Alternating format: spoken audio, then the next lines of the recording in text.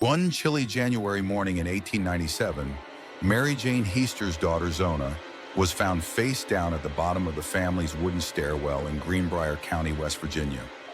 The county doctor concluded it was a fainting spell. Later, he conceded it was giving birth, though Zona never seemed pregnant.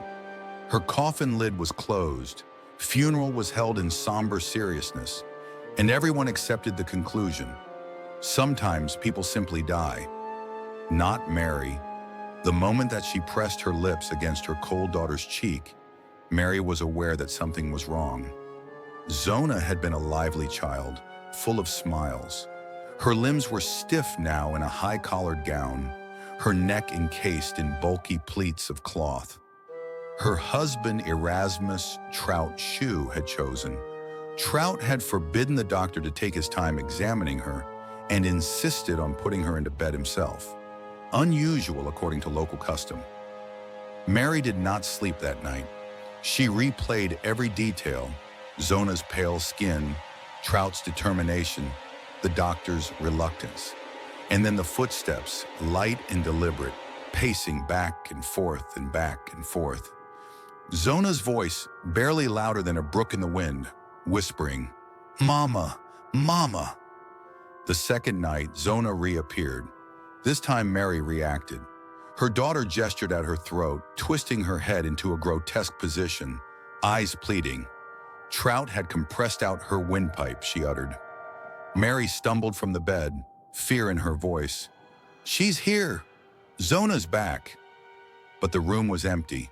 Only the tick-tick of the ancient clock and Mary's frantic breathing remained. On night 3, nothing. Instead, Mary woke to a red smear unfolding in her wash water, a message in her hand, and another whisper down the hallway. She didn't deserve this. By the 4th night, Mary trembled as she sat in the district attorney's office pulpit. She told it all: 4 nightly visitations, Zona's message, the red mark, Trout's strange control of the body.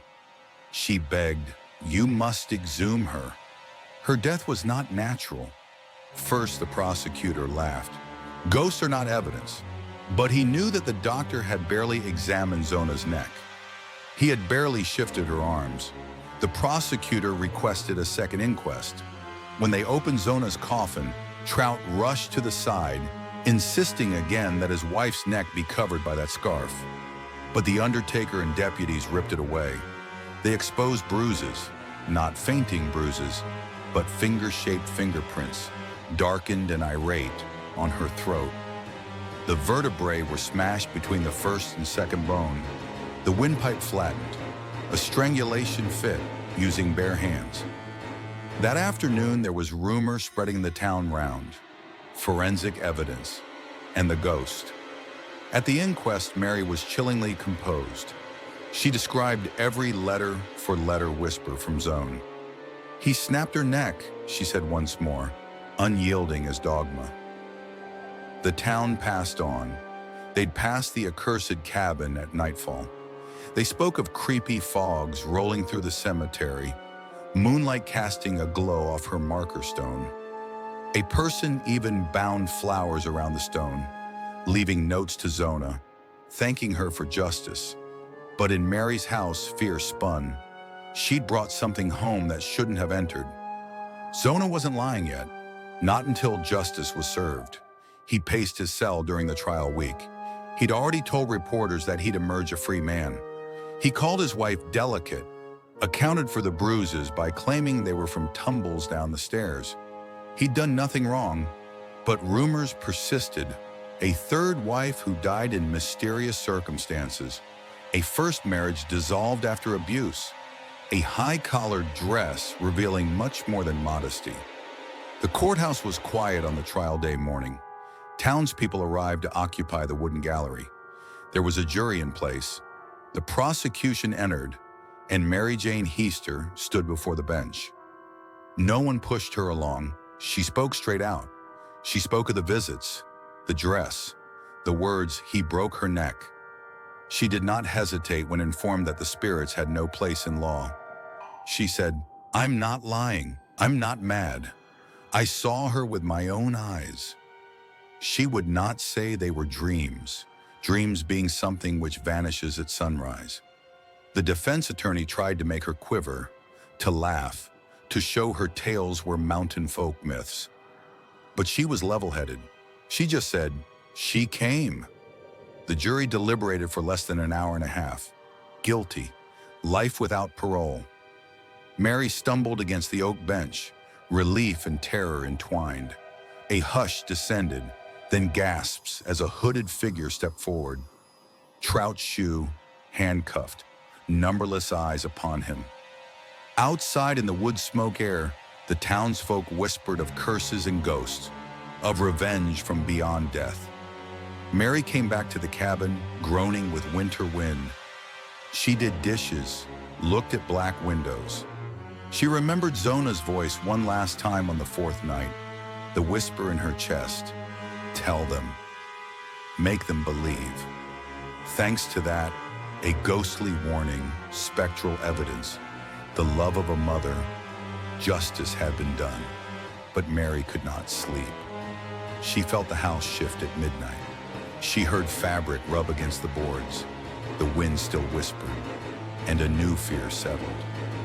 Once you open the door to let in the dead, you have no idea what's left. James Carver initially thought the knocking was a branch on the window when he heard it. It was late, almost 2 a.m. rather than midnight, and the wind was curling across the hills like some famished beast. He pulled his coat tighter, pushed back from the splintered stove, and attempted to ignore the sound as if he had not heard it. Knock, knock, knock.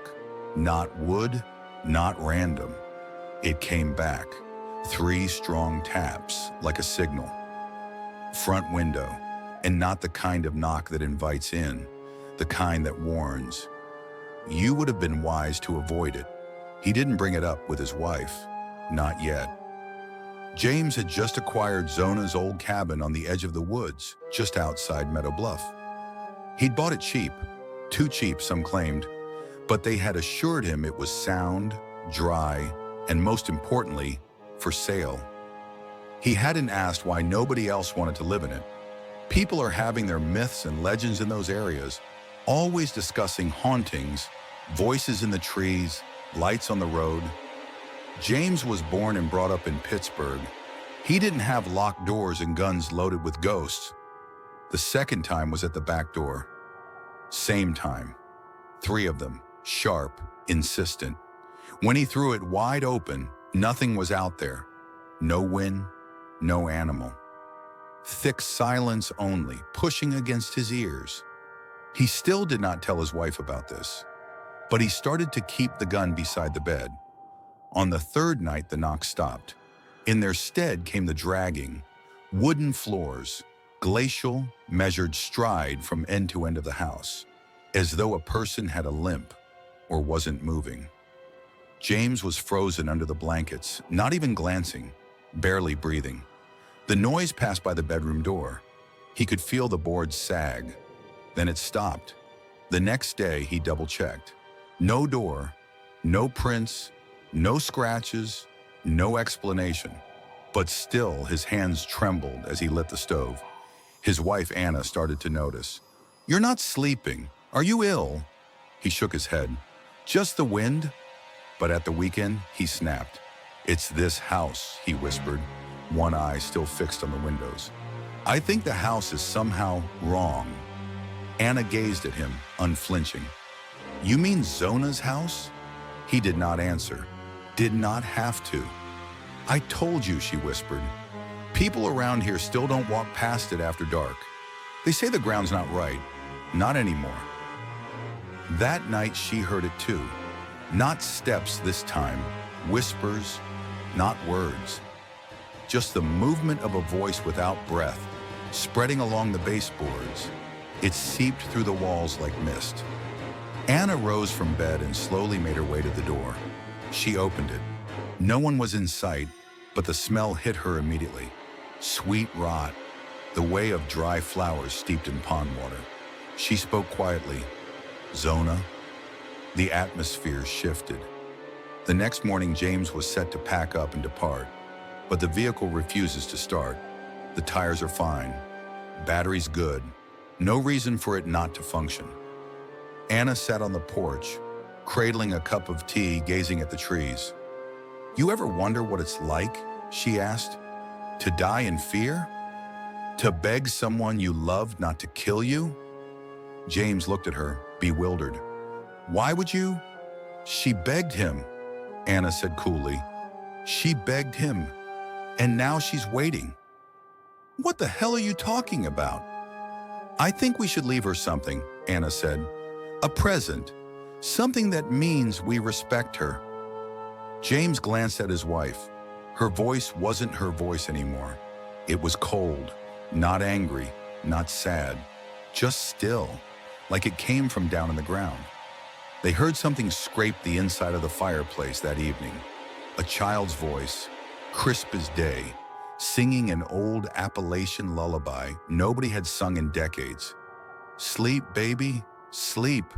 Your mother keeps your soul safe. The wolves will scratch and cry." James was sick that night, just water and bile. Anna was in the kitchen humming. She did not say a word. 2 nights later, she had vanished. No fight. Her shoes sat beside the door. Her coat still hung on its hook. The bed was uncluttered, but she was not there.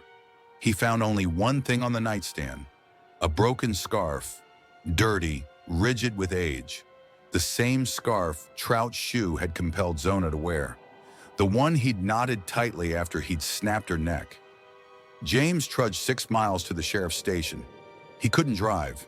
His keys were gone. His hands trembled the entire distance. The sheriff told him something he hadn't expected. "You're not the first to come in here talking about her," he said. "That land's cursed. Has been since the trial. People think just because Trout went to prison, it ended. Didn't it?" "Number? He didn't die in prison." James blinked. "I thought they said..." "They say a lot of things. Official story was he died in Moundsville. But that wasn't his grave they buried." "What?" Sheriff leaned in. "You ever see an open casket? That coffin was sealed. No one looked inside, not even the warden." "You're saying..." "I'm saying Trout's body was never confirmed. And the strange thing is, a man with his exact build was seen walking the ridgeline 2 days after the funeral, but no one ever followed up." James left the station shaking. Back at the house, Anna's voice was on the wind. But it was not a scream, it was laughter. High, mocking, wrong. He never saw her again. Those who live close by say they see a woman in white passing through the trees near Zona's former home. Her face is not visible. Her feet barely touch the ground, but she is observing. Sometimes she wears a scarf. Sometimes she has an accompanying shadow, a tall figure just behind, whose steps always fail to mesh with the rhythm. 6 months afterward, James Carver was found hanging in the root cellar. The corpse was twisted in an unnatural position, head at an impossible angle, eyes open, mouth agape in terror. The coroner ruled it suicide. They buried him face down, just in case. No one lives in the cabin any longer. No one even walks in that direction after nightfall. The trail has been taken over by grass, and wild animals avoid the glade. But the wind remembers Zona. And sometimes, if you're still and listen to a January night, just as the moon is coming over the hills, you can hear it. 3 taps, then silence. Then someone whispering your name. If you feel that chill down your spine, let us know in the comments. Do you have other real-life horror stories as chilling? Share them below. And don't forget to like, share, and subscribe for more real horror like this.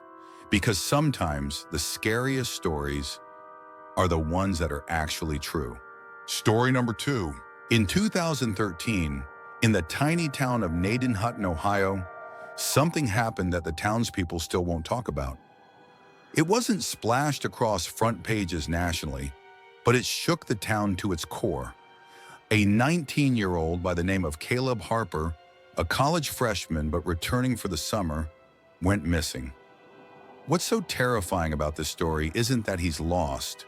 What he left behind is a single audio file found on his computer that nobody knows anything about. This is his story, made up from police reports, witness accounts, and that eerie recording. Caleb was a quiet boy, the sort who was silent but always polite. He'd spent most of his life in Gnadenhutten, where the terrain was more fields of corn than people, and everyone knew everything about everyone else's business. That summer, he was spending his time with his mother in their old farmhouse on the edge of town. His friends said he'd been strange lately, tense, distant, as if somehow he was hearing things no one else could.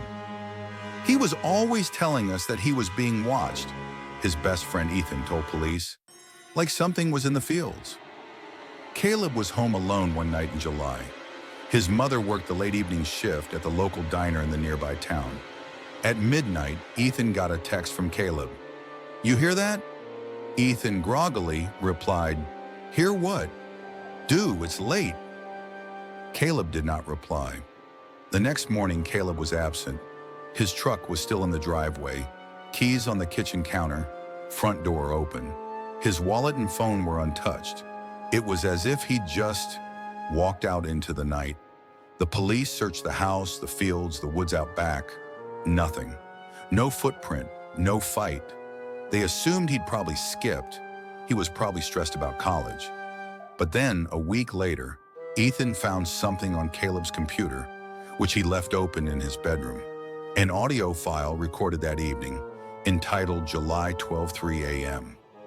Ethan listened, and what he heard made him call the police immediately. The tape starts out with static, the sound of an old radio trying to tune in. Then Caleb's voice shaking, whispering, "It's out there again. I hear it." It's silent for what feels like a long time. Wind whispers weakly, as if it's crawling through walls. "It's closer tonight," he says, his voice cracking. "It's not an animal. It's... I don't know." You hear him breathing, fast and frantic, as if he's trying not to lose it. Then a sound cuts through the static, a low guttural hum, almost human but not quite. It's distant at first, but it grows louder, rhythmic, like a chant. Caleb whimpers. "Oh God, it's right outside." The hum stops abruptly, replaced by a sharp metallic scrape, like something dragging against the house. Caleb's voice drops to a terrified whisper. "It knows I'm here." The recording ends with a loud thud, then silence. The police went through the file. No evidence of tampering, no effort to justify the sounds. They again combed the property, sweeping across the rows of corn behind the house. Locals spoke of an old legend, a legend that children used to scare each other with at sleepovers. They called it the Field Watcher. Farmers long ago told of a person in the cornfields at night, tall, too thin to be human, moving in impossible directions. They'd hear strange hums, have their crops trampled in neat circles. Some blamed it on not a man, but on something ancient, a piece of the land itself. Most dismissed it as myth, but when Caleb disappeared, people weren't so sure. I can picture Caleb, alone in that dilapidated farmhouse, heart pounding while he made those recordings.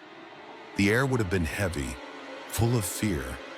Imagine staring out your window into a cornfield, noticing something in there watching you.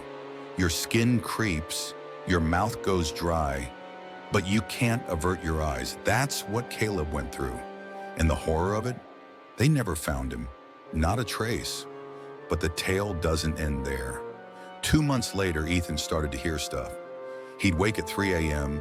to the same low rumble, almost inaudible but unmistakable, coming from the fields behind his house, a mile from Caleb's.